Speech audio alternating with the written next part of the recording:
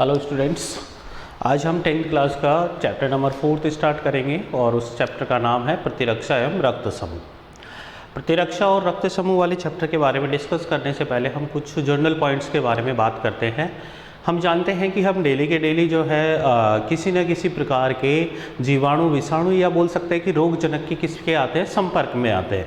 लेकिन उन रोगजनक के संपर्क में आने के बावजूद भी हम क्या नहीं होते हैं, उन रोग से ग्रसित नहीं होते हैं। ज़्यादातर केस में ऐसा होता है।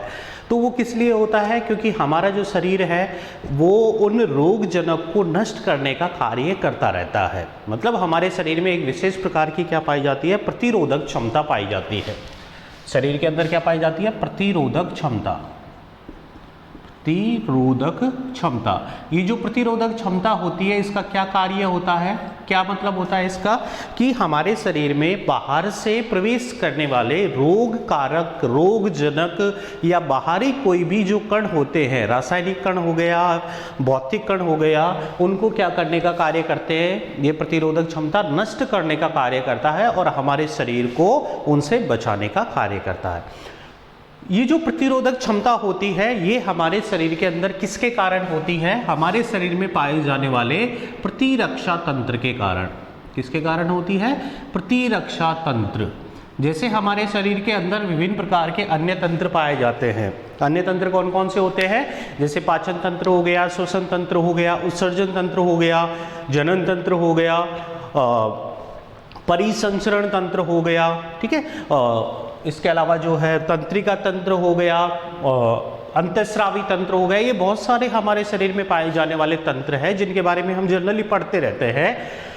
इन्हीं सभी तंत्रों की जो सुरक्षा का दायित्व होता है वो किसका होता है? प्रतिरक्षा तंत्र का होता है। किसका होता है? प्रतिरक्षा तंत्र का दायित्व होता है कि वो हमारे शरीर में पाए जाने वाले विभिन्न जो तंत्र है उनकी सुरक्षा करे। किससे करे? बाहर से आने वाले जो जीवाणु हो गए, विषाणु हो सकते हैं, या सिंपली बोल सकते हैं जो रोग कारक होते हैं उनसे हमारे शरीर की क्या करे? सुरक्षा करे। ये जो प्रतिरक्षा तंत्र होता है ये हमको क्या उपलब्ध करवाता है? प्रतिरोधक क्षमता उपलब्ध करवाता है। किसके लिए उपलब्ध करवाता है? रोगों से लड़ने के लिए क्या उपलब्ध करवाता है? प्रतिरक्षा क्षमता। और प्रतिरक्षा तंत्र और इससे संबंधित जो विभिन्न प्रकार की प्रतिरक्षा तंत्र और इससे संबंधित जो विभिन्न प्रकार के जो इसके कार्य होते हैं, इनके इसमें भाग लेने वाले जो विभिन्न अंग या कोशिकाएं जो होती है हमारे शरीर की, उनका जो सम्मिलित रूप से हम अध्ययन करते हैं उसको क्या कहा जाता है? प्रतिरक्षा विज्ञान कहा जाता है। क्या कहते हैं उसको? प्रतिरक्षा विज्ञान, इम्यूनोलॉजी उसको बोला जाता है, इम्यूनोलॉजी। प्रतिरक्षा विज्ञान मतलब प्रतिरक्षा विज्ञान के अंदर हम जो है प्रतिरक्षा तंत्र से संबंधित जो भी अध्ययन होता है वो करते हैं। प्रतिरक्षा तंत्र का कार्य क्या होता है? हमारे शरीर को क्या उपलब्ध प्रोवाइड करवाना?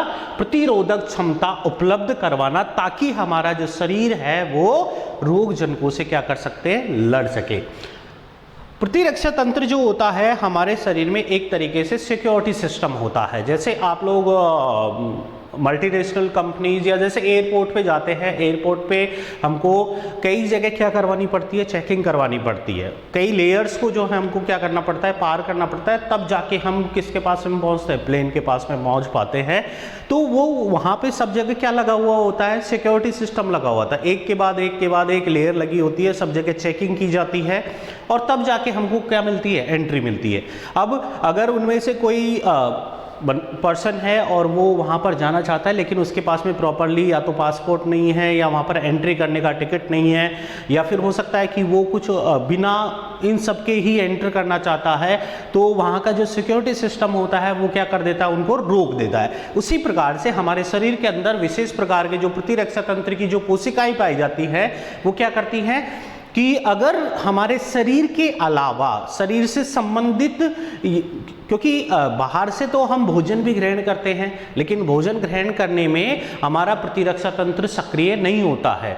लेकिन अगर हमारे शरीर से संबंधित नहीं है किसी प्रकार का अणु और वो हमारे शरीर में प्रवेश करने की कोशिश करता है, तो हमारा जो प्रतिरक्षा तंत्र है उसके जो विभिन्न स्तर होते हैं वो उनको रोकने की क्या करते हैं, कोशिश करते हैं। सबसे पहले पहला जो लेयर होता है वो रोकने की कोशिश करता है, अगर वो भी फेल हो जाता है तो फिर सेकेंड का काम शुरू होता है, वो भी फेल हो जाता है तो फिर तीसरा जो लेयर, एंड इसके बाद में लगातार जो है उसको रोकने की कोशिश करते हैं। लेकिन अगर कोई सा भी स्तर हमारे जो बाहर से आने वाले जो कण है उसको रोकने में असमर्थ रहता है, तो उस स्थिति में क्या होगा कि जो बाहर से आया कण या रोगजनक है हमारे शरीर की कोशिकाओं या तंत्र को क्या करेगा, नुकसान पहुंचाएगा, और उसके कारण हमारे शरीर में क्या उत्पन्न होगा, रोग उत्पन्न होगा। क्या उत्पन्न होगा, रोग उत्पन्न होगा। मतलब कि अगर ये सिक्योरिटी सिस्टम टूटा और क्या हुआ, हमारे शरीर में रोग उत्पन्न हुआ। अब कौन सा रोग कारक प्रवेश कर रहा है वो डिपेंड करता है कि वो कौन सा रोग उत्पन्न करेगा। तो वो अलग अलग रोग कारक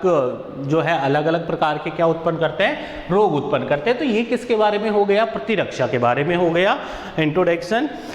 फिर हम बात करते हैं कि जो प्रतिरक्षा है उसके प्रकार। हमारे शरीर के अंदर जो ये प्रतिरक्षा तंत्र होता है जिसमें विभिन्न प्रकार के कोशिकाएं और विभिन्न अंग भाग लेते हैं, इसको बनाते हैं, उसके बारे में डिस्कस करने से पहले हम बात करते हैं प्रतिरक्षा के प्रकार। प्रतिरक्षा जो है दो प्रकार की होती है। हमारे शरीर में पाई जाने वाली जो प्रतिरक्षा है वो कितने प्रकार की होती है, दो प्रकार की होती है। प्रतिरक्षा की परिभाषा, हमारे शरीर की वह स्थिति या वह गुण जो हमको बाहर से आने वाले रोग कारक रोगजनकों से हमारे शरीर की क्या करती है, सुरक्षा करती है, क्या कहलाती है, प्रतिरक्षा कहलाती है। ठीक है, बाहर से कोई भी अगर रोग कारक रोगजनक आ रहा है, हमारे शरीर में प्रवेश कर रहा है, तो उससे हमारे शरीर की सुरक्षा करने का जो जिम्मेदारी होती है वो किसकी होती है, प्रतिरक्षा तंत्र की। और ये प्रक्रिया क्या कहलाती है, प्रतिरक्षा कहलाती है। ठीक है, वो सुरक्षा जो होती है वो क्या कहलाती है, प्रतिरक्षा कहलाती है। तो प्रतिरक्षा जो होती है वो कितने प्रकार की होती है, दो प्रकार की प्रतिरक्षा होती है हमारे शरीर में जो पाई जाती है। पहली जो होगी वो स्वाभाविक, कौन सी प्रतिरक्षा, स्वाभाविक प्रतिरक्षा होती है, और दूसरी होती है उपार्जित, उपार्जित प्रतिरक्षा। स्वाभाविक प्रतिरक्षा और दूसरी कौन सी होती है, उपार्जित प्रतिरक्षा। स्वाभाविक प्रतिरक्षा के और भी नाम हैं, कौन कौन से नाम हैं, देखो। इस प्रतिरक्षा को एक बोला जाता है जन्मजात प्रतिरक्षा।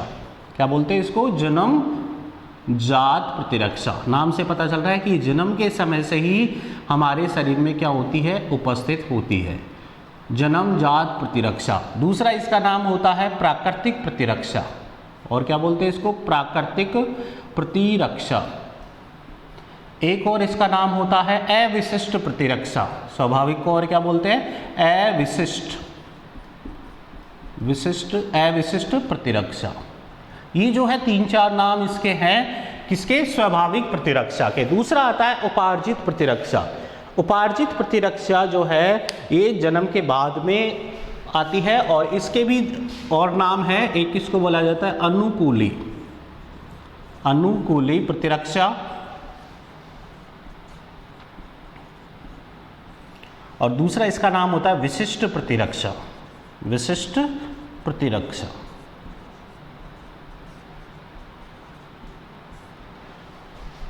फिर आगे जो है जो उपार्जित जो प्रतिरक्षा है उसको दो प्रकारों के अंदर क्या किया गया है, वर्गीकृत किया गया है। उपार्जित प्रतिरक्षा कितने भागों में बांटी गई है, दो भाग में इसको बांटा गया है। एक होता है सक्रिय प्रतिरक्षा और दूसरा होता है निष्क्रिय प्रतिरक्षा। सक्रिय उपार्जित प्रतिरक्षा, उपार्जित प्रतिरक्षा, और दूसरा इसको बोला, इसका जो दूसरा भाग होता है वो होता है निष्क्रिय उपार्जित प्रतिरक्षा,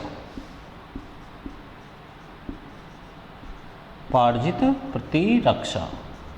तो यहाँ पर हम आज वाले लेक्चर में इनके बारे में ही थोड़ा डिस्कस करेंगे कि जो प्रतिरक्षा की हमने परिभाषा की बात की, उसके बाद में हम बात कर रहे हैं किसके बारे में, प्रतिरक्षा के प्रकार के बारे में बात कर रहे हैं। प्रतिरक्षा जो होती है कितने प्रकार की होती है, दो प्रकार की होती है। फर्स्ट कौन सी है, स्वाभाविक प्रतिरक्षा, और दूसरी कौन सी है, उपार्जित प्रतिरक्षा। फर्स्ट वाले के बारे में हम बात करें, स्वाभाविक प्रतिरक्षा। स्वाभाविक प्रतिरक्षा को क्या बोला जाता है? पहले नाम जो है इसका क्या है? जन्मजात प्रतिरक्षा। इसकी परिभाषा, क्योंकि यह हमारे शरीर में जन्म के समय से ही पाई जाती है, इसलिए इसको क्या बोलते हैं? जन्मजात प्रतिरक्षा कहते हैं।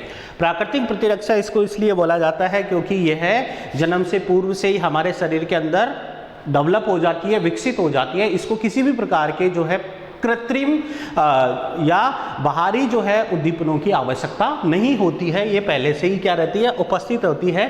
तीसरा इसका नाम है अविशिष्ट प्रतिरक्षा। अविशिष्ट इसलिए बोला जाता है कि हमारे शरीर में किसी भी प्रकार का जीवाणु, विषाणु, किसी भी प्रकार का जो है बाह्य कण या रोग कारक अगर प्रवेश करता है तो वो सभी को रोकने का कार्य करता है। ऐसा नहीं है कि वो दो जो है बैक्टीरिया उनको तो क्या कर ले? रोक ले, और बाकी जो है उनको क्या करे? ठीक है तुम जाओ। मतलब कोई जाति कोई स्पेसिफिक बैक्टीरिया, अलग अलग बैक्टीरिया होते हैं, जैसे जो टिटेनस होता है वो क्लोस्ट्रीडियम टिटेनाई से होता है, हैजा जो होता है वाइब्रियो कॉलेरी से होता है। तो चाहे वाइब्रियो कॉलेरी हो या क्लोस्ट्रीडियम टिटेनाई हो, दोनों ही केस में जो स्वाभाविक प्रतिरक्षा है दोनों ही प्रकार के जो बैक्टीरिया है उनको रोकेगी। ऐसा नहीं है कि उसने क्लोस्ट्रीडियम टिटेनाई को तो रोक लिया और वाइब्रियो कॉलेरी को क्या किया? ठीक है तुम अंदर एंटर कर जाओ। ऐसा नहीं है। वो क्या होती है? अविशिष्ट होती है, मतलब किसी विशेष प्रकार के जीवाणु, विषाणु या रोग जनक के लिए विशिष्टता नहीं दर्शाती है। उसके लिए तो जो भी आएगा और उसने आइडेंटिफाई किया उसको किस प्रकार से कि ये हमारे शरीर का कण नहीं है, तो वो उन सबको रोकने का कार्य करती है। तो ये कौन सी हो गई? स्वाभाविक प्रतिरक्षा। दूसरा आता है उपार्जित प्रतिरक्षा। उपार्जित प्रतिरक्षा जन्म के बाद में हमारे शरीर के अंदर क्या होती है? विकसित होती है। उपार्जित, ठीक है, अर्जित करते हैं हम इसको जन्म के बाद में। जैसे जैसे हम किसके संपर्क में आते हैं? विभिन्न प्रकार के रोगजनक या विभिन्न जो है रोग कारकों के संपर्क में आते हैं, तो हमारे शरीर में जो प्रतिरक्षा विकसित होती है वो कौन सी होती है? उपार्जित। ये जन्म के बाद में पाई जाती है। अनुकूली प्रतिरक्षा इसको बोलते हैं, और विशिष्ट प्रतिरक्षा इसलिए बोलते हैं जैसे कि जो स्वाभाविक प्रतिरक्षा होती है वो कैसी होती है? अविशिष्ट होती है। ये सारे जो है रोग जनकों को रोकने का कार्य करती है, जबकि जो उपार्जित होती है ये जो एंटीजन होते हैं उनके प्रति क्या दिखाती है? उनके प्रति क्या दिखाएगी? विशिष्टता दिखाती है। ओके, एक और पॉइंट मैं यहाँ पे बताता हूँ कि जैसे मैं बात कर रहा हूँ किसके बारे में कि कोई जीवाणु हो गया, विषाणु हो गया, या फिर कोई भी बाह्य कण, कोई भी बाह्य कण जो हमारे शरीर का नहीं है और हमारा शरीर उसको पहचानता नहीं है, इन सब के लिए हम एक शब्द का उपयोग करते हैं और उस शब्द को बोला जाता है एंटीजन। क्या बोलते हैं उसको? एंटीजन। एंटीजन कहते हैं उसको, ठीक है। इसके बारे में डिटेल में हम नेक्स्ट लेक्चर में बात करेंगे, लेकिन अभी जहां जहां भी मैं जीवाणु, विषाणु या बाह्य कण बोलना चाहूंगा तो वहां पर कौन से शब्द का उपयोग किया जाएगा? एंटीजन। मतलब हमारे शरीर का नहीं है वो कण, वो बाहर से है और वो हमारे शरीर को क्या पहुंचाना चाहता है? नुकसान पहुंचाना चाहता है। इसी एंटीजन को रोकने का कार्य या इसको नष्ट करने का कार्य किसका होता है? प्रतिरक्षा तंत्र का होता है। तो हम बात कर रहे थे दो प्रकार की प्रतिरक्षा के बारे में, स्वाभाविक हो गई और उपार्जित हो गई। स्वाभाविक के दूसरे नाम जन्मजात, प्राकृतिक और अविशिष्ट प्रतिरक्षा होती है। अब देखो, जो स्वाभाविक प्रतिरक्षा होती है वो सामान्यतः इसके अंदर क्या पाए जाते हैं? अवरोध पाए जाते हैं। थोड़ा हम स्वाभाविक प्रतिरक्षा को थोड़ा सा डिटेल के अंदर देखते हैं। इसके अंदर क्या पाए जाते हैं? अवरोध पाए जाते हैं। अलग अलग जो है बैरियर्स होते हैं। जैसे मैंने बताया था, एयरपोर्ट का एग्जाम्पल दिया कि वहाँ पर अलग अलग स्तर पर आपकी क्या की जाती है? चेकिंग की जाती है, तब जाके आपको अंदर क्या मिलती है? एंट्री मिलती है। उसी प्रकार से जो स्वाभाविक प्रतिरक्षा होती है उसमें क्या पाए जाते हैं? अलग अलग प्रकार के बैरियर्स पाए जाते हैं। ये बैरियर्स कौन कौन से होते हैं इनके बारे में हम बात करते हैं। स्वाभाविक प्रतिरक्षा में जो स्वाभाविक प्रतिरक्षा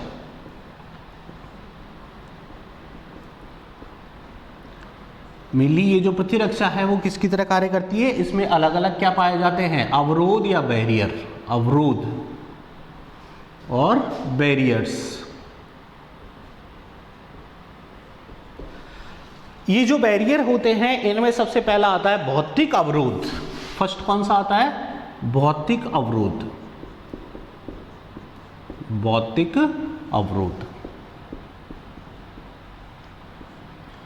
देखो, भौतिक जो अवरोध होते हैं वो सामान्यतः हमारे शरीर की जो विभिन्न स्तर होते हैं, अंग होते हैं, वो इनको रोकने का क्या करते हैं, कार्य करते हैं। इनको क्या करेंगे, रोकने का कार्य करेंगे। इस भौतिक अवरोध के जो उदाहरण है वो मुख्य रूप से होते हैं त्वचा। इसके जो उदाहरण है भौतिक अवरोध कौन कौन से हो गए, त्वचा, इसके अलावा नासिका छिद्र जो होते हैं, नासिका छिद्र,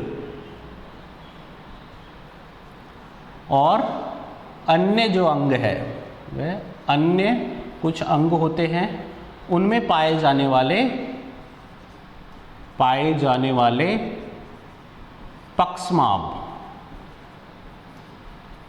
उनमें पाए जाने वाले पक्षमाप। त्वचा हो गई, नासिका छिद्र और अन्य में पाए जाने वाले पक्षमाप, और एक होता है श्लेष्मा उपकला, श्लेष्मा उपकला। ये कुछ उदाहरण है कि इसके भौतिक अवरोध के। देखिए इनको हम समझते हैं किस प्रकार से कार्य करते हैं। जैसे हम बात करें सबसे पहले कि हमारे शरीर में कोई एंटीजन प्रवेश करने की कोशिश कर रहा है, वो सब सर्वप्रथम हम मानते हैं कि हमारे मुख और नासा छिद्र के अलावा वो त्वचा से भी प्रवेश कर सकता है। अगर उसको जैसे कोई एंटीजन है, या मान लें कि वो एंटीजन क्या है, एक प्रकार का जीवाणु है, और वो हमारे किसके संपर्क में आया, त्वचा के संपर्क में आया, तो जो त्वचा होती है उसकी जो सबसे बाह्य परत होती है जिसमें क्रिएटिन पाया जाता है, वो एक प्रकार की वहाँ पर किस प्रकार की कोशिकाएं पाई जाती है, मृत कोशिकाएं पाई जाती हैं। क्या पाई जाती है, मृत कोशिकाएं वहाँ पर उपस्थित होती है त्वचा की सबसे बाहरी स्तर पर। और जैसे ही वो जीवाणु या एंटीजन हमारे त्वचा के ऊपर आएगा या उसके संपर्क में आएगा और वो अंदर प्रवेश करने की कोशिश करेगा, तो अंदर प्रवेश करने से पहले उसको उन मृत कोशिकाओं के संपर्क में आना पड़ेगा। जैसे ही वो वहाँ पर आएगा तो उन मृत कोशिकाओं से उसको किसी भी प्रकार का पोषण प्राप्त नहीं होगा, मतलब वो अपनी संख्या में वृद्धि नहीं करेगा, उसके पास में एनर्जी नहीं होगी, तो वो मृत कोशिकाओं के संपर्क में आने के कारण से त्वचा को भेद कर अंदर प्रवेश नहीं कर पाएगा। एक ही बैरियर है, पहला अवरोध ये है। ऐसा नहीं है कि सारे के सारे जो एंटीजन है वो त्वचा के द्वारा रोक लिए जाते हैं, लेकिन जो काफ़ी कमज़ोर होते हैं उन विशेष प्रकार के जो एंटीजन हैं उनको त्वचा रोक सकती है। उसका रीजन कि बाहरी स्तर मृत कोशिकाओं का बना होता है, तो वो जो एंटीजन है वो प्रॉपर क्या नहीं कर पाएगा, वृद्धि नहीं करेगा और वो अंदर प्रवेश नहीं करेगा। इसके अलावा त्वचा के अंदर क्या पाई जाती है, श्वेत ग्रंथियां पाई जाती हैं, श्वेत ग्रंथि पाई जाती है, सीबेशियस ग्रंथियां पाई जाती हैं। श्वेत ग्रंथियां पसीना जो स्रावित करती हैं, इनके द्वारा जो त्वचा का जो पीएच होता है, त्वचा का क्या होता है, पीएच, ठीक है, उसको क्या कर दिया जाता है, परिवर्तित कर दिया जाता है। जैसे जो पसीना आता है तो उसकी वजह से हमारी त्वचा का पीएच क्या हो जाता है, परिवर्तित हो जाता है। इसके अलावा जैसे सीबेशियस ग्रंथियां हैं, उनका जो श्रवण होता है, जिसको जनरली क्या बोला जाता है, सीबम बोला जाता है, तो उन सब के कारण त्वचा का पीएच क्या हो जाता है, परिवर्तित हो जाता है। और हम जानते हैं कि कोई भी जो एंटीजन, जीवाणु, विषाणु एक विशेष प्रकार के पीएच पर ही अपने आप को जीवित रख सकता है या अपनी वृद्धि को बढ़ा सकता है, लेकिन त्वचा जो है, त्वचा के द्वारा पीएच में परिवर्तन करने के कारण उन एंटीजेंस को क्या किया जा सकता है, नष्ट किया जा सकता है। क्लियर, ये त्वचा हो गया। त्वचा भौतिक अवरोध में आ रहा है। दूसरा आता है नासिका छिद्र और अन्य कुछ अंग जो हैं उनमें पाए जाने वाले क्या, पक्षमाप। पक्षमाप क्या होते हैं, आप लोगों ने 9th क्लास के अंदर ऊतक के बारे में पढ़ा होगा, तो वहाँ पर ऊतक जो है, उपकला ऊतक जो होता है, जो सबसे बाहरी परत बनाता है किसी भी हमारे जो अंतरांग होते हैं, आंतरिक अंग होते हैं, इन जो कोशिका का स्तर होता है, उपकला ऊतक की कोशिका का स्तर जो होता है, वहाँ पर छोटे छोटे रोम जैसी क्या पाई जाती है, संरचनाएं पाई जाती हैं। छोटी छोटी रोम जैसी क्या पाई जाती है, संरचना पाई जाती है। इन छोटी छोटी रोम जैसी संरचनाओं को क्या बोला जाता है, पक्षमाप कहा जाता है। क्या कहते हैं इनको, पक्षमाप कहते हैं। अब ये जो पक्षमाप होते हैं सामान्यतः जैसे हमारी जो नासिका छिद्र होता है उसके अंदर उपस्थित होते हैं। इनका कार्य क्या होता है, जैसे हम श्वसन कर रहे हैं, ऑक्सीजन अंदर, वायु को अंदर ले रहे हैं और उस वायु के साथ में काफ़ी जो है क्या प्रवेश कर रहे हैं, हमारे शरीर में कोशिश कर रहे हैं, प्रवेश करने की क्या कर रहे हैं, कोशिश कर रहे हैं। काफ़ी सारे जो है जीव, सूक्ष्म जीव जो है वो प्रवेश करने की कोशिश करते हैं। तो ये जो पक्षमाभ होते हैं ये क्या करते हैं कि इन पक्षमाभ के अंदर वो सूक्ष्म जीव क्या हो जाता है, अटक जाता है, अंदर नहीं जा पाता है, या ये पक्षमाभ उन सूक्ष्म जीवों को क्या कर लेते हैं, रोक लेते हैं, अंदर प्रवेश नहीं करने देते हैं। तो ये सेकंड हो गया। थर्ड आता है श्लेष्मा उपकला। श्लेष्मा उपकला, ये जो है श्लेष्मा उपकला क्या होता है, उपकला कोशिकाओं के द्वारा, उपकला कोशिकाओं के द्वारा जो सबसे बाहरी परत होती है, ठीक है, कोई भी जो कैविटी गुहा वाली संरचना है उसके सबसे अंदर का जो स्तर होता है वो किसका बना होता है, उपकला ऊतक का बना होता है।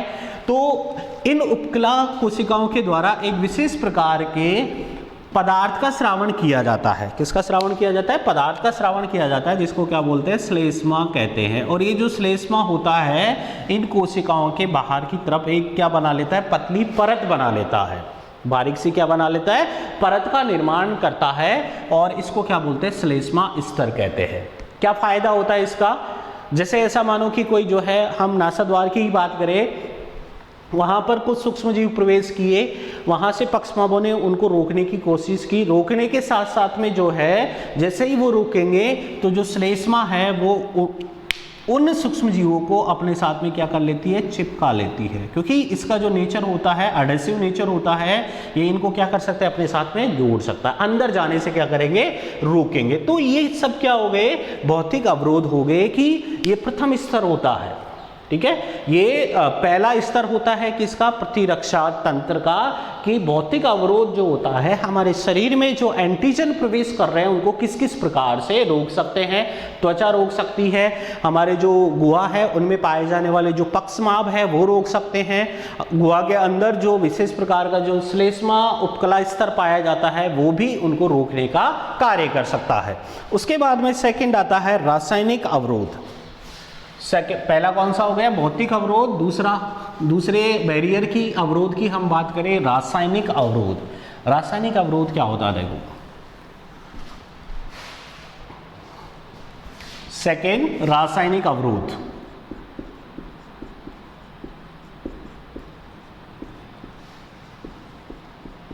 किससे संबंधित है, ये रसायन से संबंधित है, मतलब किसी न किसी प्रकार की केमिकल से संबंधित है। भौतिक में क्या था, फिजिकली मतलब हमारा शरीर का कोई ना कोई भाग जो है एंटीजन को रोक रहा था, और जो रासायनिक अवरोध है उसमें क्या, कौन भाग लेंगे, विशेष प्रकार के जो रासायनिक पदार्थ है वो यहाँ पर क्या करते हैं, भाग लेते हैं। जैसे हमारे जो आमाशय है, आमाशय हो गया, आमाशय, और इसके अलावा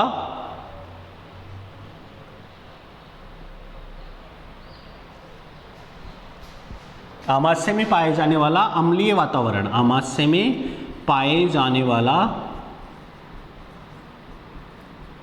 अम्लीय वातावरण,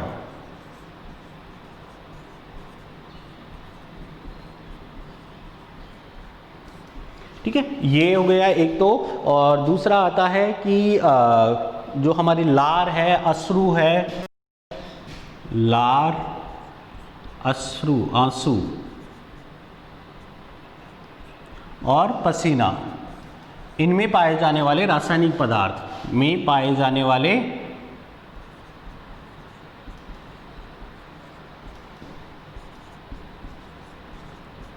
रासायनिक पदार्थ किनको रोकते हैं, जो एंटीजन हमारे शरीर में प्रवेश करने की कोशिश कर रहे हैं उनको रोकने का क्या करते हैं, कार्य करते हैं। देखो, हमारे शरीर के अंदर कई ऐसे स्थान होते हैं जहाँ पर वातावरण कैसा होता है, अम्लीय होता है। जैसे एक तो आमाशय हो गया, इसके अलावा जैसे योनि जो होता है उसका भी वातावरण कैसा होता है, अम्लीय होता है। आमाशय का वातावरण कैसा है, अम्लीय है। अम्लीय किस वजह से होता है यहाँ का वातावरण, HCl के कारण। किसके कारण, HCl, हाइड्रोक्लोरिक अम्ल, हाइड्रोक्लोरिक एसिड, हाइड्रोक्लोरिक एसिड जो होता है ये हमारे आमाशय में पाया जाता है। सामान्यतः हाइड्रोक्लोरिक अम्ल जो होता है उसका कार्य क्या होता है, पाचन का कार्य होता है। ये भोजन जो हम ग्रहण करते हैं उसको पचाने में सहायता करता है। पचाने में किस प्रकार से सहायता करता है, एक जो एंजाइम होता है पेप्सिनोजन, उसको एक इसमें बदलने का कार्य करता है, पेप्सिन में बदलने का कार्य करता है। और जो पेप्सिन एंजाइम होता है भोजन में पाए जाने वाले प्रोटीन के अणुओं को पेप्टाइड और ओलिगोपेप्टाइड में क्या करता है, परिवर्तित करता है। एक कार्य तो इसका पाचन में हो गया। दूसरा कार्य इसका ये होता है कि ये जो आमाशय है उसके वातावरण को कैसा बना रहा है, अम्लीय बना रहा है। बहुत ज्यादा ये सांद्र होता है और अप्रोक्स जो है इसका पीएच जो होता है वो होता है 1.5 to 2.5 तक ये पीएच पर ये पाया जाता है। मतलब बहुत ज़्यादा सांद्र ये HCl होता है। अगर इस अम्ल के अंदर ऐसा मान लें कि हम भोजन कर रहे हैं, हमारे भोजन के अंदर कुछ विशेष प्रकार के जीवाणु, विषाणु या एंटीजन उपस्थित हैं और भोजन के साथ में हमारे शरीर में प्रवेश कर गए। इससे पहले वाला जो भौतिक स्तर है जिसके अंदर श्लेष्मा उपकला आती है वो उनको रोकने में असमर्थ रहे, लेकिन अब उसको क्रॉस करके वो कहाँ चले गए, आमाशय में चले गए। आमाशय में जाने के बाद में चूंकि आमाशय का जो वातावरण है कैसा है, अम्लीय है। किसके कारण, HCl के कारण। तो उस अम्लीय वातावरण में वो एंटीजन अपने आप को बचा नहीं पाते हैं और वो जो अम्लीय वातावरण है उनको क्या कर देता है, नष्ट कर देता है। क्लियर। उसके बाद में आता है इसी प्रकार का जो रासायनिक पदार्थ है वो किस में पाए जाते हैं, लार हो गया, अश्रु हो गए, लार, अश्रु और पसीना।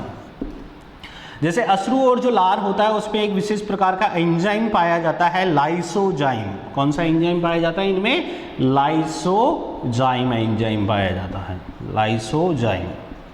ये जो लाइसोजाइम एंजाइम होता है ये क्या करता है, जो जीवाणु होता है उसकी कोशिका जो भित्ति होती है, कोशिका भित्ति सबसे बाहरी जो आवरण होता है उसको तोड़ने का कार्य करता है।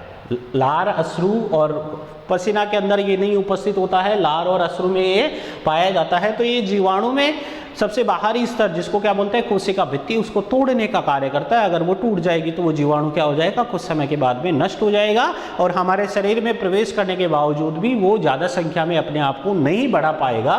तो ये किसके उदाहरण हो गए, रासायनिक अवरोध के उदाहरण हो गए। किसके बारे में हम पढ़ रहे हैं यहाँ पर, स्वाभाविक प्रतिरक्षा या जन्मजात प्रतिरक्षा के बारे में पढ़ रहे हैं। ये सब जो है जन्म के समय से ही हमारे शरीर में पाए जाते हैं। ओके। फिर आता है तीसरा अवरोध। तीसरे अवरोध के बारे में हम बात करते हैं। तीसरा अवरोध कौन सा होता है यहाँ पर, कोशिका अवरोध, कोशिकीय बोल सकते हैं। तीसरा अवरोध स्वाभाविक प्रतिरक्षा का कौन सा होता है, कोशिकीय अवरोध, कोशिकीय अवरोध। ऐसा मान लेते हैं कि जो एंटीजन था वो भौतिक अवरोध को भी पार कर गया, ये भी उनको नहीं रोक पाया, रासायनिक अवरोध को भी वो क्या कर गए, पार कर गए। देन फिर उसके बाद में उनके संपर्क में आती हैं हमारे शरीर या प्रतिरक्षा तंत्र की विशेष प्रकार की कोशिकाएं, जो कि उन एंटीजन्स के सामने आती है और उनसे लड़ने का कार्य करती हैं और उनको नष्ट करने का कार्य करेगी। तो इसमें जो मुख्य प्रकार से जो कोशिकाएं होती हैं, ये कोशिकाएं होती है मैक्रोफेज, मोनोसाइट और न्यूट्रोफिल कोशिकाएं। कोशिकीय अवरोध में कौन कौन सी कोशिकाएं मुख्य रूप से होती हैं, मैक्रोफेज,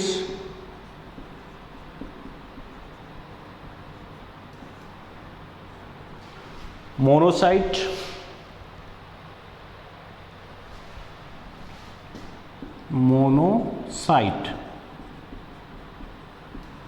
न्यूट्रोफिल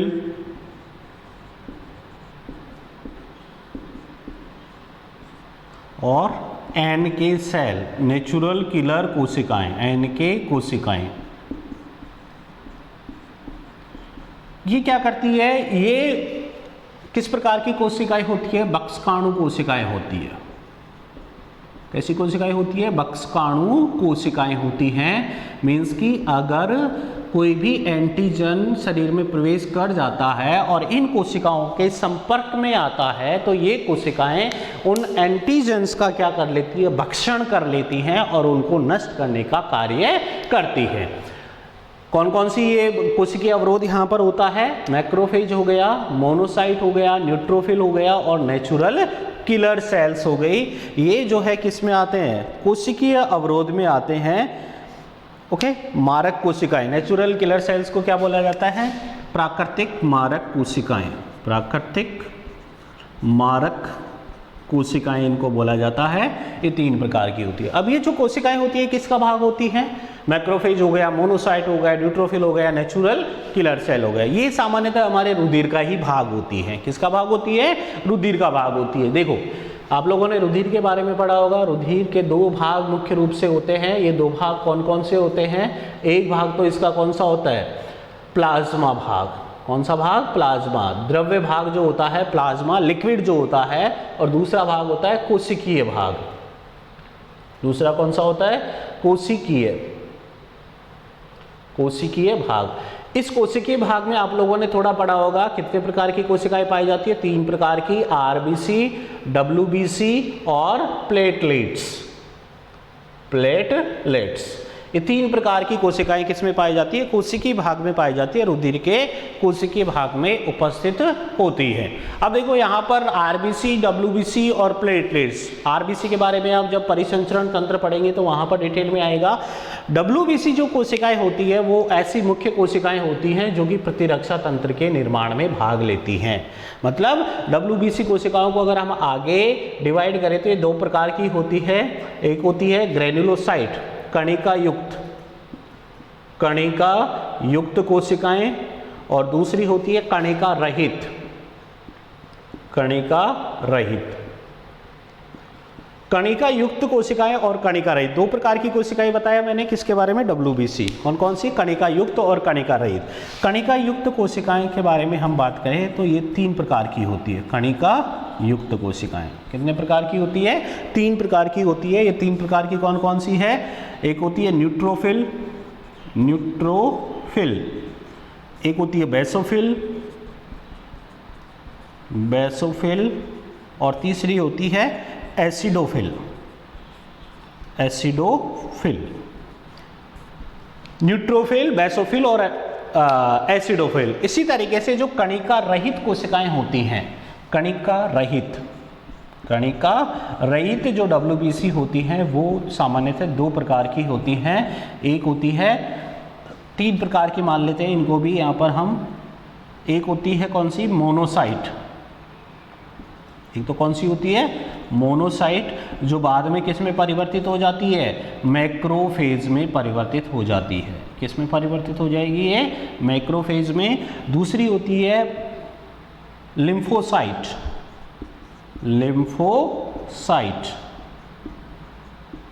और तीसरी होती है एनके सेल्स। थर्ड कौन सी होती है? एनके कोशिकाएं। तो यहाँ पर हमको दिख रहा है कि मैंने बात की किसके बारे में? कोशिकीय अवरोध के बारे में, और मैंने उसके उदाहरण आपको कौन कौन से बताए कि कौन कौन सी कोशिकाएं अगर एंटीजन शरीर में एंटर कर गया तो उनको भक्षण करके उनको नष्ट करने का कार्य करती है। मैक्रोफेज हो गई, मोनोसाइट हो गई, न्यूट्रोफिल हो गई और नेचुरल किलर सेल हो गई। ये सारी जो कोशिकाएं हैं वो किसका प्रकार होती है? डब्ल्यूबीसी का प्रकार होती है। किसका प्रकार होती है? डब्ल्यूबीसी का प्रकार होती है। इनमें मैक्रोफेज और मोनोसाइट। डब्ल्यूबीसी मैंने बताया 2 प्रकार की यहाँ पर होती है। एक तो कणिका युक्त डब्ल्यूबीसी होती है और दूसरी कणिका रहित। कणिका युक्त के अंदर फिर 3 प्रकार की होती है, और ये 3 प्रकार की कौन कौन सी हैं? ये कणिका युक्त 3 प्रकार की। न्यूट्रोफिल, यहाँ पर ये न्यूट्रोफिल होती है, ये न्यूट्रोफिल हो गई, ठीक है।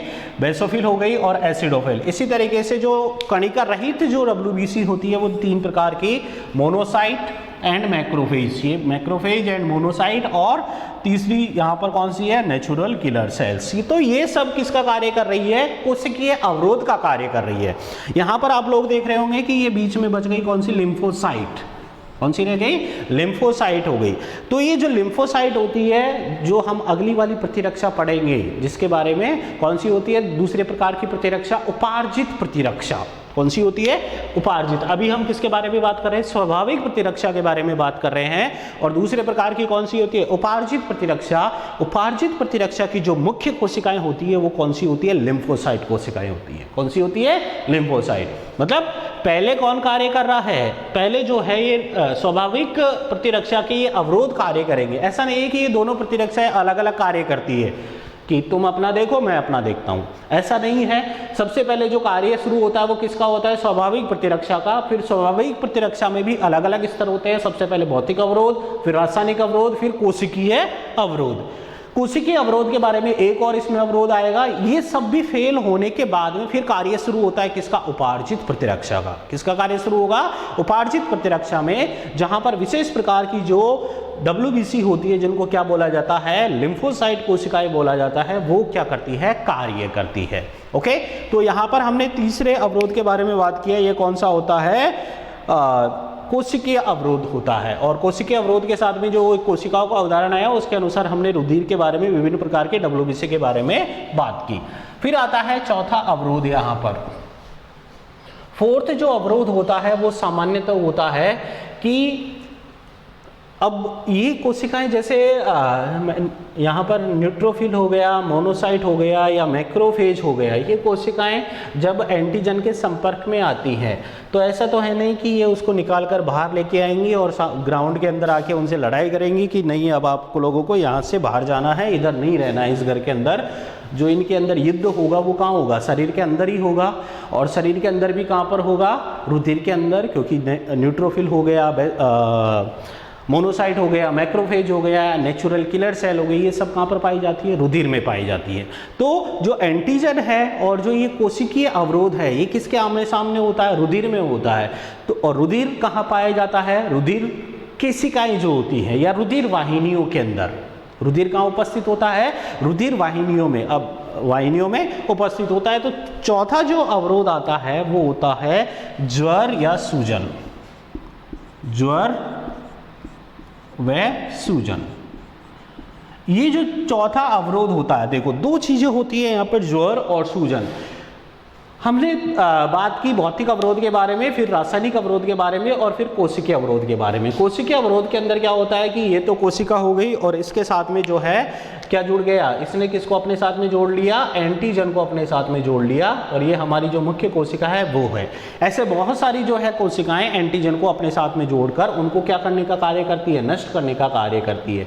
तो जहां पर ये नष्ट कर रही है या जहां पर ये अपना कार्य संपादित कर रही है, उस जगह की जो रक्त वाहिनियां होती हैं, क्योंकि वहां पर कार्य ज्यादा हो रहा है, कार्य ज्यादा हो रहा है, तो वहां की जो रक्त वाहिनियां उनमें क्या आता है? तनाव आता है, और इसकी वजह से उस विशेष स्थान पर क्या उत्पन्न हो जाता है? सूजन आ जाता है, इन्फ्लामेशन आ जाता है, रेडनेस हो जाता है, वहां पर लाल रंग बढ़ जाता है रुधिर के ज्यादा प्रभाव के कारण। दूसरा ज्वर। ज्वर का मतलब क्या है कि तापमान में वृद्धि। शरीर का जो तापमान है वो क्या होता है? बढ़ जाता है। तापमान इंक्रीज हो जाता है, बढ़ जाता है।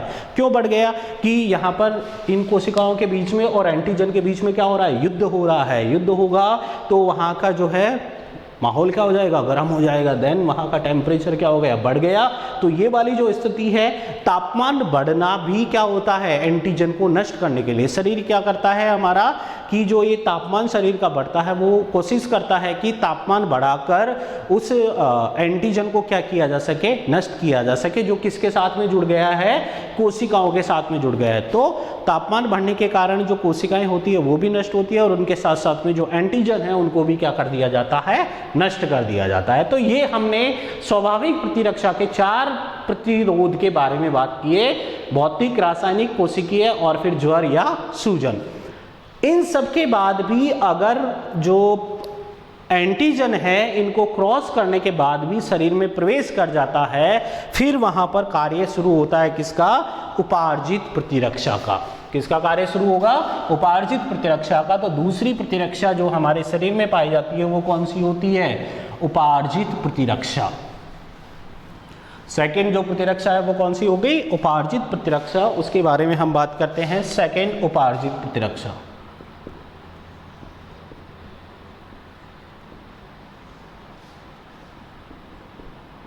उपार्जित प्रतिरक्षा 2 पॉइंट मैंने बताए थे यहाँ पर। ये जन्म के बाद में इसको प्राप्त किया जाता है, और ये कैसी होती है? विशिष्ट प्रकार की होती है। कैसी होती है? ये विशिष्ट प्रतिरक्षा होती है।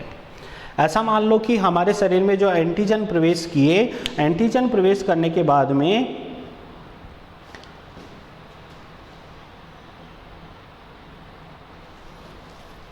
एंटीजन प्रवेश करने के बाद में जो है वहाँ की जो विशेष प्रकार की जो कोशिकाएं होती है वो क्या हो जाती है? सक्रिय होती हैं।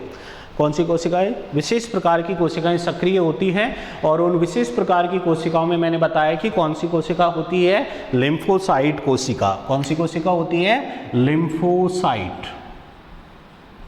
लिम्फोसाइट।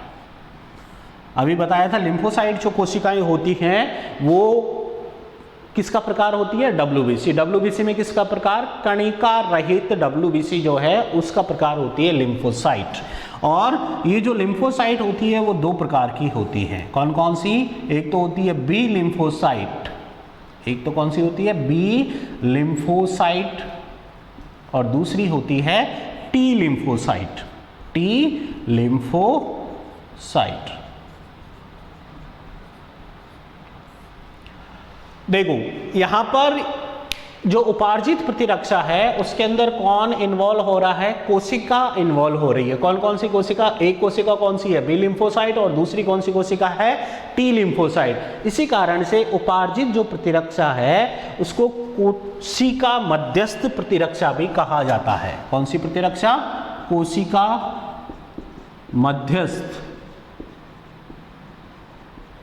कोशिका मध्यस्थ प्रतिरक्षा भी इसको कहा जाता है, क्योंकि यहाँ पर जो ये कोशिकाएं होती हैं एंटीजन और जो भी उसको नष्ट करने की क्रियाविधि है उसके बीच में किसका कार्य करती है? मध्यस्थता का कार्य करती हैं बी लिम्फोसाइट और टी लिम्फोसाइट।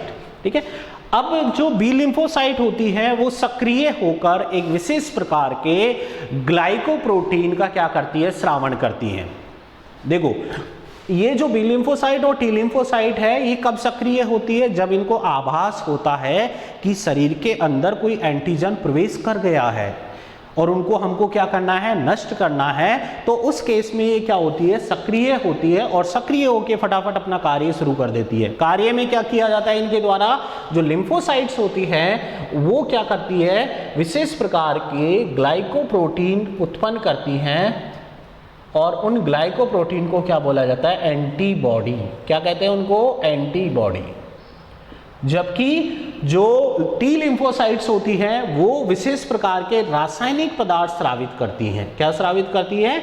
रासायनिक पदार्थ, जिनको क्या बोलते हैं? साइटोकाइंस। क्या बोलते हैं इनको? साइटोकाइंस। तो ये दोनों ही कोशिकाएं, बी लिम्फोसाइट हो या टी लिम्फोसाइट हो, ये दोनों ही कोशिकाएं जो हैं एक्टिवेशन के बाद में, सक्रियण के बाद में, सक्रिय कब होंगी? जब कोई भी एंटीजन भौतिक स्वाभाविक प्रतिरक्षा के जो विभिन्न अवरोध थे उनको पार करके, कौन कौन से अवरोध? भौतिक, रासायनिक, कोशिकीय या फिर ज्वर हो गया या इन्फ्लामेशन, उनको क्रॉस करके आगे बढ़ जाता है। तब कार्य शुरू होता है किसका? उपार्जित प्रतिरक्षा का। और उसमें लिम्फोसाइट कोशिकाएं कार्य करती हैं और ये इनको जैसे ही उद्दीपन मिलता है कि एंटीजन आ चुका है तो ये सक्रिय होकर बी लिम्फोसाइट को क्या उत्पन्न करती है? एंटीबॉडी उत्पन्न करती हैं और इस एंटीबॉडी को वो किसके अंदर फ्री कर देती है? रुधिर के अंदर भेज देती है या शरीर के जो विभिन्न स्रावण होते हैं या तो रुधिर के अंदर ट्रांसफर कर देती है या शरीर के जो विभिन्न स्रावण होते हैं उनमें क्या कर देती है? स्थानांतरित। और इनमें से जो मुख्य स्रावण होता है जिसको क्या बोला जाता है? लिम्फ। क्या कहते हैं? लिम्फ। एक प्रकार का ये क्या होता है? तरल पदार्थ होता है लिम्फ, जो कि प्रतिरक्षा तंत्र का क्या होता है? मुख्य जो है पदार्थ होता है लिम्फ। जैसे परिसंचरण तंत्र में हम रुधिर के बारे में पढ़ते हैं, वैसे ही प्रतिरक्षा तंत्र के अंदर हम किसके बारे में पढ़ते हैं? लिम्फ के बारे में पढ़ते हैं। और इस लिम्फ के अंदर क्या पाई जाती है? इस लिम्फ का निर्माण जो है किसके द्वारा होता है? विशेष प्रकार की एंटीबॉडी के द्वारा होता है। जो टी लिम्फोसाइट होती है वो विशेष प्रकार के किसका निर्माण करती है? साइटोकाइंस का निर्माण करती है, जो कि विशेष प्रकार की क्रियाविधि के द्वारा एंटीजन को मारने का कार्य करते हैं। ओके, यहाँ पर ये जो उपार्जित प्रतिरक्षा है ये भी कितने प्रकार की होती है? 2 प्रकार की होती है। ये तो किसके बारे में? 2 प्रकार। ये क्या है? यहाँ पर कोशिकाएं हैं कि ये 2 प्रकार की कोशिकाएं उपार्जित प्रतिरक्षा में भाग लेती है। एक तो कौन सी? बी लिम्फोसाइट और दूसरी कौन सी? T lymphocyte. ये एंटीजन और एंटीबॉडी के बारे में हम आगे डिटेल्स में बात करेंगे, ये पॉइंट्स हैं।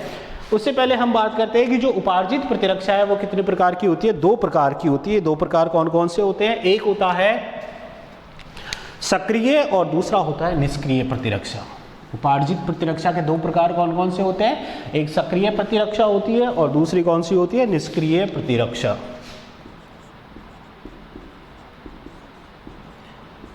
उपार्जित में दो प्रकार, एक सक्रिय और दूसरा निष्क्रिय प्रतिरक्षा। निष्क्रिय प्रतिरक्षा।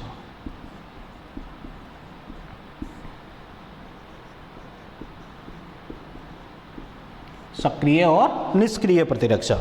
देखो सक्रिय और निष्क्रिय में क्या अंतर होता है? सिंपल सा है, इसको सक्रिय और निष्क्रिय से क्या समझेंगे कि सक्रिय यदि एंटीजन के प्रवेश से, एंटीजन के शरीर में प्रवेश से हमारे जो प्रतिरक्षा तंत्र है, क्या वो प्रतिरक्षा तंत्र वो क्या हो रहा है? सक्रिय हो रहा है। तो वो कौन सी प्रतिरक्षा हो गई? सक्रिय प्रतिरक्षा। मतलब सक्रिय जो प्रतिरक्षा है, सक्रिय उपार्जित प्रतिरक्षा जो होती है, उसमें जब एंटीजन शरीर में प्रवेश करता है तो हमारा शरीर का जो प्रतिरक्षा तंत्र है वो सक्रिय होकर उन एंटीजन के खिलाफ किनका निर्माण करता है? एंटीबॉडी का निर्माण करता है। मीन्स यहां पर किनका निर्माण होता है? एंटीबॉडी का निर्माण होता है। एंटीबॉडी बनती है, एंटीबॉडी का निर्माण होता है। ओके। निष्क्रिय जो प्रतिरक्षा होती है उसमें शरीर के प्रतिरक्षा तंत्र को सक्रिय होने की आवश्यकता नहीं होती है, उसको किसी न किसी माध्यम से बनी बनाई एंटीबॉडी क्या हो जाती है? प्राप्त हो जाती है। पहले से निर्मित एंटीबॉडी शरीर को क्या होती है? मिलती है। पहले से निर्मित एंटीबॉडी शरीर को प्राप्त होती है, शरीर को प्राप्त होती है। किसमें? निष्क्रिय प्रतिरक्षा में। मतलब यहां पर जो प्रतिरक्षा तंत्र है वो क्या रहता है? निष्क्रिय रहता है। मतलब वहां की जो लिम्फोसाइट कोशिकाएं हैं उनको कोई विशेष कार्य करने की आवश्यकता नहीं होती है। मीन्स कि वो सक्रिय होकर और किनका निर्माण नहीं करती है? एंटीबॉडी का निर्माण नहीं करती है। जबकि जो सक्रिय प्रतिरक्षा है उसमें जैसे ही एंटीजन शरीर में प्रवेश करेगा तो वहां की जो कोशिकाएं होती हैं वो सक्रिय होकर क्या बनाएंगी? एंटीबॉडी बनाएंगी। जबकि निष्क्रिय प्रतिरक्षा में पहले से पूर्व निर्मित एंटीबॉडी जो है शरीर को किसी न किसी प्रकार के माध्यम से क्या होती है? प्राप्त होती है। कौन से प्रकार की हो गई? निष्क्रिय प्रकार की प्रतिरक्षा हो जाएगी। ठीक है। अब जैसे सक्रिय प्रतिरक्षा का हम उदाहरण की बात करें, सक्रिय प्रतिरक्षा में उदाहरण की बात करें तो यहां पर हम दो उदाहरण की बात करते हैं। पहला, किसी भी जो है रोगजनक का प्राकृतिक संक्रमण, कोई भी जो है रोगजनक प्राकृतिक तरीके से, सामान्य तरीके से हमारे शरीर में प्रवेश किया तो यहाँ पर रोगजनक किसका कार्य करेगा? एंटीजन का कार्य करेगा। किसका कार्य करेगा? एंटीजन का कार्य करेगा। ये एंटीजन जैसे ही शरीर में जाएगा तो वहां पर हमारा जो शरीर है या जो प्रतिरक्षा तंत्र की जो बी लिम्फोसाइट कोशिकाएं हैं वो किसका निर्माण करेंगी? एंटीबॉडी का निर्माण।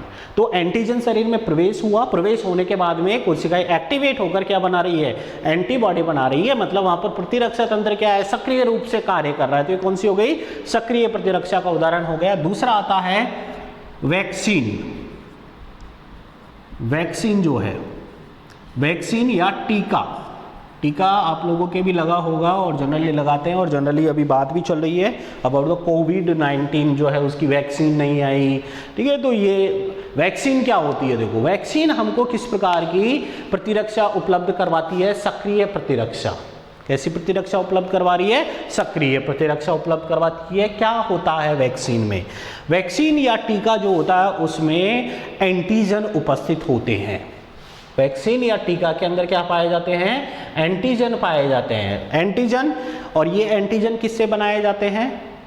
जो रोग कारक होता है या जो रोगजनक होता है उसी के द्वारा इन एंटीजन का क्या किया जाता है? निर्माण किया जाता है। लेकिन उसमें से जब एंटीजन टीका बनाया जाता है तो जो रोगजनक है उसमें से उस भाग को निकाल दिया जाता है जो हमारे शरीर में क्या करता है, रोग उत्पन्न करता है।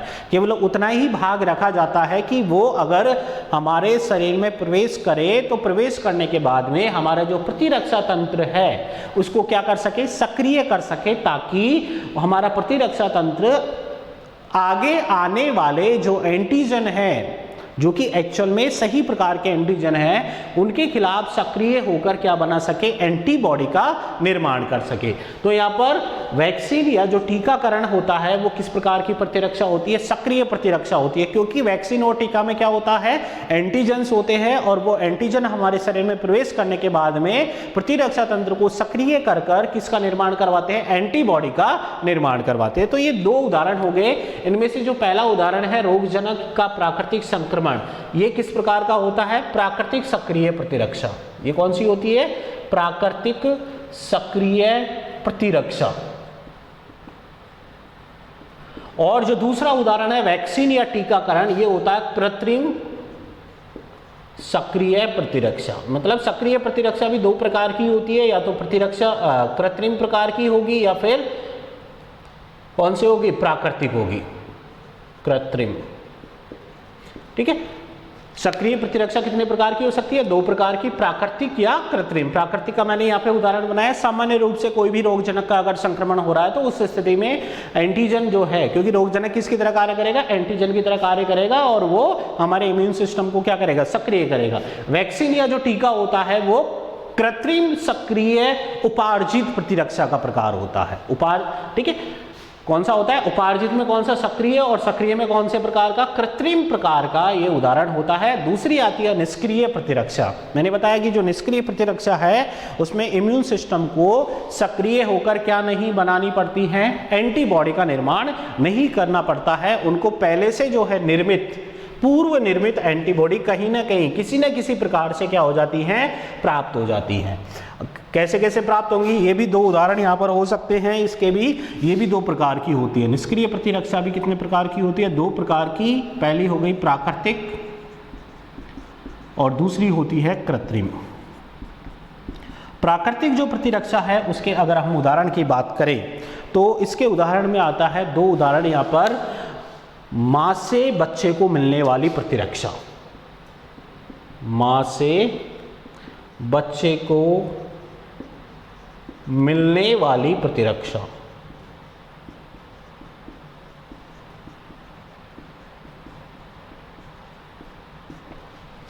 ठीक है, अब मां से बच्चे को जो प्रतिरक्षा मिलती है वो दो तरीके से मिलती है। एक तो गर्भावस्था के दौरान, किसके दौरान, गर्भावस्था के दौरान। गर्भावस्था के दौरान माँ और जो बच्चा होता है वो आपस में कौन सी संरचना से जुड़े हुए रहते हैं, प्लेसेंटा। ये बीच में जो एक उत्तकीय संरचना इनके बीच में पाई जाती है उसको क्या बोलते हैं, प्लेसेंटा।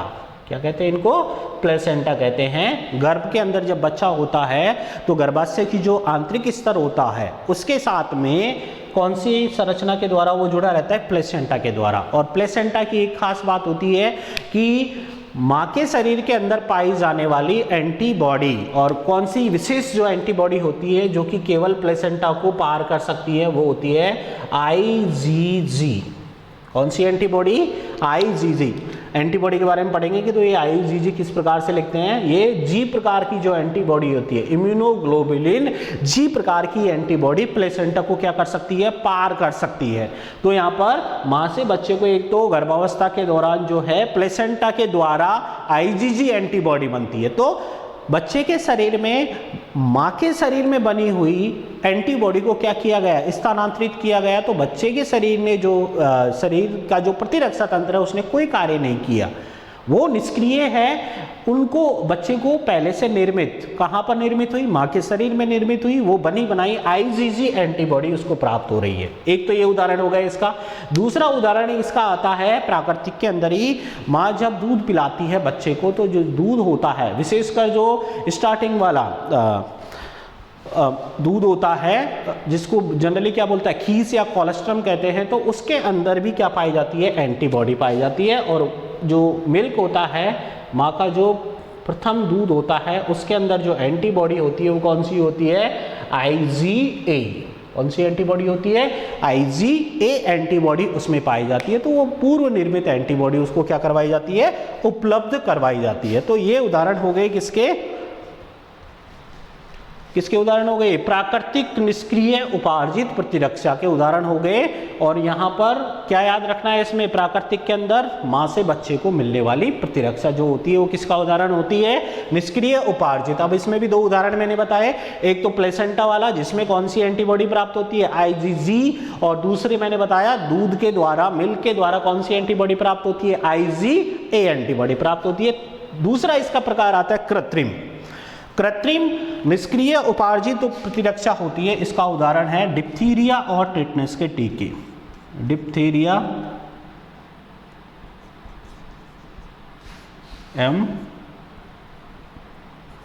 टीके इनको जनरली नहीं बोल सकते हैं, टिटनेस टॉक्सॉइड।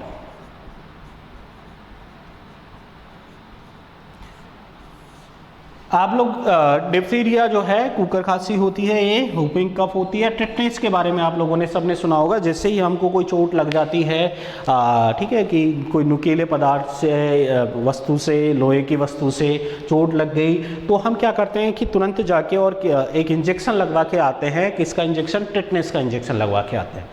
एक्चुअल में उस टिटनेस के इंजेक्शन में क्या होता है? जैसे हम बात करें कि हमको चोट लगी और किसी लोहे के पदार्थ से लगी, तो जो टिटनेस होता है वो सामान्यतः किसके द्वारा होता है? एक बैक्टीरिया के द्वारा होता है, जीवाणु के द्वारा होता है, क्लोस्ट्रीडियम टिटेनाई। कौन सा जीवाणु होता है वो? क्लोस्ट्रीडियम टिटेनाई। क्लोस्ट्रीडियम टिटेनाई ये क्या होता है? जीवाणु होता है। अभी जो क्लोस्ट्रीडियम टिटेनाई जो जीवाणु है ये क्या करता है? हमारे शरीर में क्या उत्पन्न करता है? टिटनेस उत्पन्न करता है। टिटनेस रोग उत्पन्न करता है जिसमें हमारा जो मसल्स होती है और जो जबड़ा होता है वो भिज जाता है, खुल नहीं पाता है। तो अगर हमको ऐसा वो रहता है, शक रहता है कि नहीं टिटनेस हो सकता है, तो उस केस में हम जाकर एक टिटनेस का इंजेक्शन लगवा के आते हैं।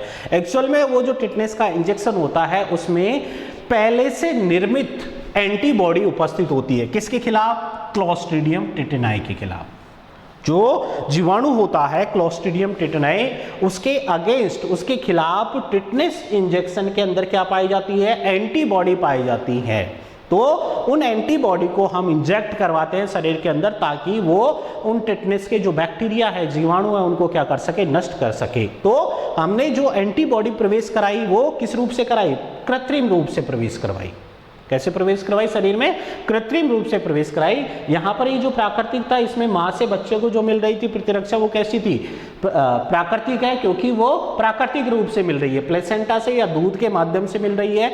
लेकिन जो टिटनेस है उसके केस में टिटनेस इंजेक्शन के अंदर पाए जाने वाली जो एंटीबॉडी है उनको हम इंजेक्शन के हेल्प से शरीर में प्रवेश करवा रहे हैं, तो कैसी हो गई? कृत्रिम हो गई। तो कृत्रिम निष्क्रिय उपार्जित प्रतिरक्षा का उदाहरण कौन सा हो गया? डिप्थीरिया या टिटनेस के जो इंजेक्शन होते हैं वो इसका क्या हो गया? उदाहरण हो गया। तो हमने आज बात की किसके बारे में? प्रतिरक्षा के बारे में। प्रतिरक्षा की परिभाषा, फिर उसके दो प्रकार होते हैं, एक तो होती है स्वाभाविक और दूसरी कौन सी होती है? उपार्जित। स्वाभाविक प्रतिरक्षा में हमने 4 प्रकार के अवरोध या बैरियर के बारे में बात की। 4 प्रकार के अवरोध और बैरियर कौन कौन से थे? एक तो हो गया कौन सा? भौतिक हो गया, दूसरा हो गया रासायनिक, तीसरा कोशिकीय और चौथा जो है वो कौन सा? इन्फ्लामेशन। और फिर उपार्जित प्रतिरक्षा के बारे में हमने बात की। इसके 2 प्रकार कौन कौन से होते हैं? सक्रिय और निष्क्रिय प्रतिरक्षा। सक्रिय के फिर 2 प्रकार होते हैं, प्राकृतिक सक्रिय और कृत्रिम सक्रिय। और इसी तरीके से जो निष्क्रिय प्रतिरक्षा है वो भी 2 प्रकार की होती है, प्राकृतिक और कृत्रिम निष्क्रिय होती है। नेक्स्ट क्लास में हम बात करेंगे एंटीजन और एंटीबॉडी के बारे में। ठीक है। एक्चुअल में जो प्रतिरक्षा होती है उसमें क्या होता है कि कोई भी जो है एंटीजन हमारे शरीर में प्रवेश करता है। और उपार्जित प्रतिरक्षा, मतलब हम थोड़ा उपार्जित प्रतिरक्षा को आगे डिस्कस करेंगे। और यहाँ पर जो एंटीबॉडी होता है जो कि उपार्जित प्रतिरक्षा के विशिष्ट प्रकार की कोशिकाओं के द्वारा उत्पन्न किया जाता है, बी लिम्फोसाइट के द्वारा, ये एंटीजन के साथ में जुड़कर उनको क्या कर देता है? नष्ट कर देता है। अगर एंटीजन किसको क्रॉस करके आ गया? स्वाभाविक प्रतिरक्षा के जो विभिन्न प्रकार के अवरोध है उनको क्रॉस करके आ गया। तो नेक्स्ट क्लास में हम इन दोनों के बारे में बात करेंगे, एंटीजन और एंटीबॉडी के बारे में। Okay, thank you so much.